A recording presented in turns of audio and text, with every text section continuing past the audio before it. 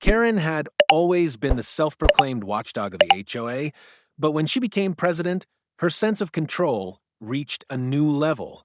Every little thing was suddenly an infraction. Mailboxes were too shiny, lawns were too green, and porch furniture was not in the approved catalog. But the day she turned her sights on me, she made the biggest mistake of her HOA career.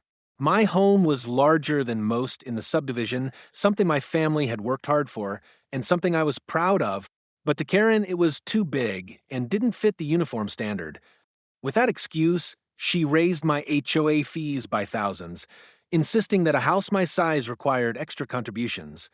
She delivered notice like it was a royal decree, smiling smugly as if I had no choice but to comply. What she didn't realize was that I had a much bigger stake in this neighborhood than she ever could. My grandfather had been one of the original developers, and when he passed the deeds and titles to large portions of the land, including control of the HOA charter itself, came directly to me. In other words, I wasn't just a homeowner. I was effectively the owner of the entire neighborhood infrastructure and the legal overseer of the HOA Karen thought she controlled. So, instead of arguing, I let her dig herself deeper. She fined me repeatedly, adding penalties and threatening liens on my property. Then came the HOA meeting, where she confidently announced her new fee structure. That's when I stood up, produced the original charter, and laid the truth on the table. The HOA operated under my authority.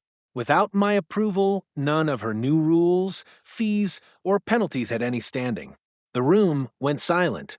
Karen's smug grin vanished as board members turned on her, realizing they'd been following a dictator who never actually had power. I voided every fine she had issued, abolished her ridiculous too big house policy, and restructured the HOA to actually serve the residents instead of terrorizing them. From that moment forward, the neighborhood changed.